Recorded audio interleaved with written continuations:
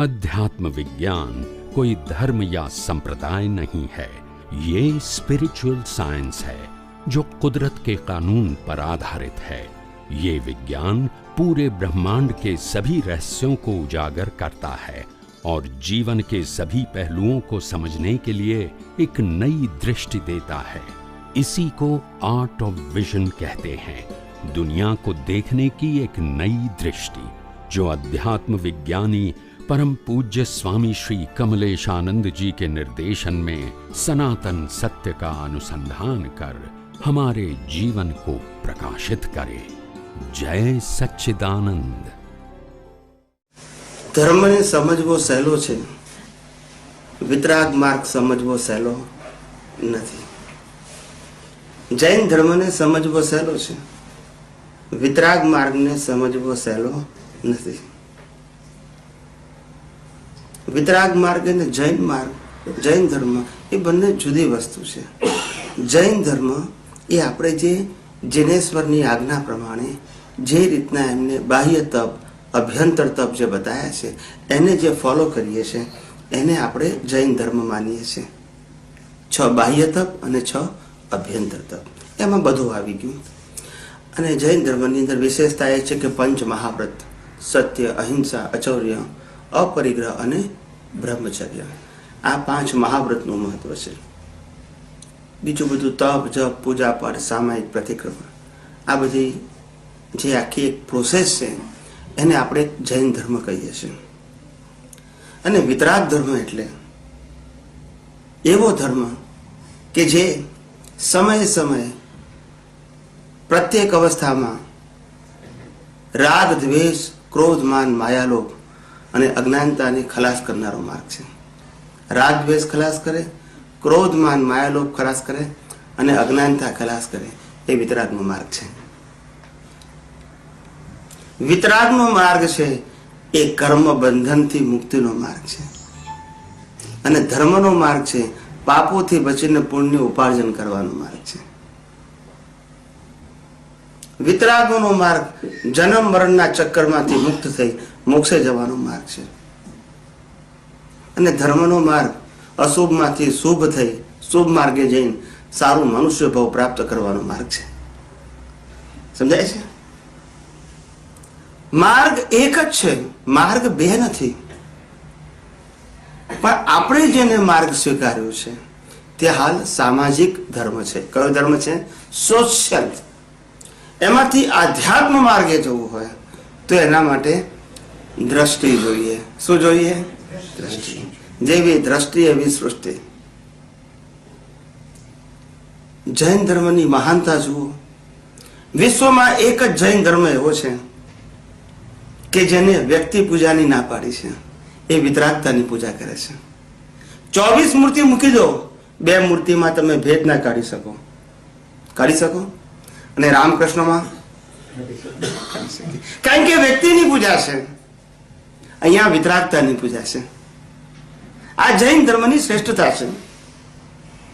જૈન ધર્મ એક એવું કહે છે કે પ્રત્યેક વ્યક્તિ પરમાત્મા છે અને પરમાત્મા થઈ શકે છે। અન્ય ધર્મની અંદર પરમાત્મા થઈ શકાતું નથી, પરમાત્મામાં વિલીન થવાનું છે। શું છે? અહીંયા વિલીન નથી થવાનું, તમે પોતે જ પરમાત્મા થઈ શકો છો।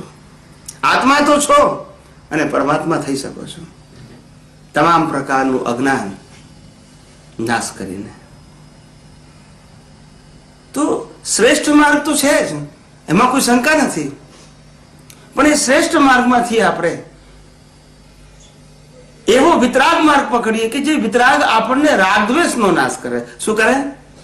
કસાયોનો નાશ કરે અને મૂળભૂત રીતે અજ્ઞાનતાનો નાશ કરે। જ્યાં સુધી અજ્ઞાનતા છે ત્યાં સુધી રાગ દ્વેષ છે, ત્યાં સુધી કસાયો છે અને ત્યાં સુધી 8 પ્રકારના કર્મો છે અને ત્યાં સુધી જન્મ મરણના ચક્કર છે। અજ્ઞાનતા એ આપણા બધા માટેનું સેન્ટર પોઈન્ટ છે સંસારમાં ભટકવા માટેનું। શ્રીમદ રાજચંદ્રએ કહ્યું, હું કોણ છું, ક્યાંથી થયો, શું સ્વરૂપ છે મારું ખરું, કોના સંબંધે બરગણા, એ રાખું કે એ પરિહરું। ખ્યાલ આવ્યો? તો વિચાર કરો કે આપણે ધર્મનું પાલન કરતા કરતા, તપ જપ ત્યાગ અને પૂજા પાઠ કરતા, માળા કરતા, સામાયિક અને પ્રતિક્રમણ કરતા, ભગવાનની ભક્તિ કરતા કરતા અંદર રહેલા પરમાત્માને આપણે કેટલો યાદ કરીએ છીએ? અંદર રહેલો પરમાત્મા કહું છું, જેના વગર આ દેહનું અસ્તિત્વ સંભવ નથી.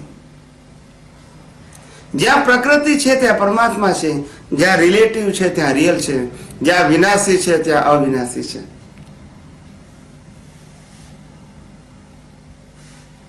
છે જ, ખાલી દ્રષ્ટિથી અનુભવવાનો છે, પરમાત્માને બનાવવાનો નથી. છે, ખાલી દ્રષ્ટિથી અનુભવવાનો છે. અને એ દ્રષ્ટિ એ અઘરું નથી. સંસાર ચલાવવો અઘરો છે, પરમાત્માને પ્રાપ્ત કરવો અઘરો નથી, જો સાચી દ્રષ્ટિ પ્રાપ્ત થાય તો. અને જેવી દ્રષ્ટિ એવી સૃષ્ટિ. આપણને પ્રકૃતિમાં જ રસ છે. શેમાં રસ છે? પ્રકૃતિને સુધારવામાં, પ્રકૃતિને મોડ આપવામાં, 5 ઇન્દ્રિયો દ્વારા આ સાધનોને ભોગવવામાં, એમાં જ આપણને રસ છે. અને એટલે જ મહાન પુરુષો ગાયું, મહાવીર તારા માર્ગથી અમે લાખો જોજન દૂર. શું કીધું? મહાવીર તારા માર્ગથી અમે લાખો જોજન દૂર, તું વિતરાગી અને અમે હઠરાગી. બંને રાગી તો છીએ. તું વિતરાગી ને અમે હઠરાગી. ભગવાન અમને આવું શા માટે કહો છો? અમે કેમ હઠરાગી છે? ભગવાન કહે છે મેં ત્યાગ્યું એ તે માગ્યું. ના સમજાયું? મેં ત્યાગ્યું અને તે મહાવીર તારા માર્ગથી અમે લાખો જોજન. ભગવાન ભૂલ ક્યાં થઈ ગઈ? ભગવાન કહે છે શરૂઆતમાં તો તમારો બાળ ધર્મ સાચો છે, પણ બાળ ધર્મ પછી જ્ઞાન ધર્મમાં તો કન્વર્ટ થવો જોઈએ ને સાહેબ. 5 વર્ષ, 10 વર્ષ, 15 વર્ષ, 25 વર્ષ, 50 વર્ષ બાળ ધર્મ જ હોય, જ્ઞાન ધર્મ આવે જ નહીં કોઈ દિવસ. શરૂઆતમાં અનસમજણ હોય, મેચ્યોરિટી ના હોય, કરેક્ટ છે. ધર્મ ખોટો નથી. જેમ આપણે પહેલા ધોરણમાં, બીજા ધોરણમાં જે ભણાવવામાં આવે એ કરેક્ટ છે, પણ કાયમ માટે તો ભણવાનું ના આવે ને. ધોરણમાં કાયમ માટે પહેલા ધોરણ ભણીએ શું થાય? બહુ તો મોનિટર થવાય. ના સમજાય? પણ પ્રગતિ તો ના થાય ને. મોનિટર થવાય, મોસ્ટ એક્સપિરિયન્સ સ્ટુડન્ટ, પણ એ ગ્રોથ કહેવાય ને. તો ભગવાનનો માર્ગ કેમ, ભગવાન અમે કેમ ના સમજી શક્યા? ભગવાન કે છે તમે બાળક હતા ત્યારે તમે મારી પૂજા કરતા હતા, મારા ફોટાની પૂજા કરતા હતા, તે કરેક્ટ હતું બાળ ધર્મમાં. શું કીધું? પણ જ્ઞાન ધર્મમાં એ જ હોય.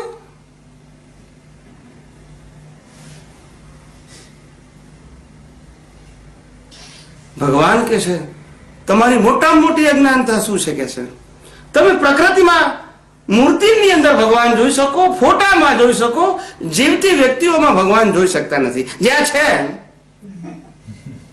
જ્યાં છે ત્યાં જોઈ શકતા નથી, જ્યાં નથી ત્યાં શ્રદ્ધાથી જોઈએ છે. એટલે ફળ ખાલી શ્રદ્ધાનું મળે છે. અને સિદ્ધાંત છે જ્યાં પ્રકૃતિ છે ત્યાં પરમાત્મા છે, ત્યાં જોતા નથી. બાળ ધર્મમાંથી જ્ઞાન ધર્મમાં ક્યારે આવીશું? બાળ ધર્મ અને જ્ઞાન ધર્મ એકબીજાના કોન્ટ્રાડિક્ટ નથી. જ્ઞાન ધર્મ એ દ્રષ્ટિનો છે અને બાળ ધર્મ એ ક્રિયાનો ધર્મ છે. એ ક્રિયાનો ધર્મ ત્યાગ કરવો એનું નામ જ્ઞાન ધર્મ નથી. ક્રિયા એ પ્રકૃતિનો સ્વભાવ છે અને દ્રષ્ટિ એ પરમાત્માનો સ્વભાવ છે. આ બે જ વસ્તુ પેરેલલ છે, કોન્ટ્રાડિક્ટ નથી. એકને બંધ કરી અને બીજું ચાલુ કરવાનું નથી. પણ આપણે જાતે એડવાન્સ થવાનું છે. હું પહેલું ધોરણ, બીજું ધોરણ, ત્રીજું ધોરણ પાસ થવું પછી એ બધું ભૂલી જવાનું છે? ના, એ બેઝ તો હાથે આવે છે. It is to be called a growth, it is to be called a development. તો વિકાસનો ક્રમ એવો હતો કે આપણને આપણા જીવનની અંદર મુક્તતાની અનુભૂતિ થાય તો જાણવું આપણે સાચા માર્ગે છીએ.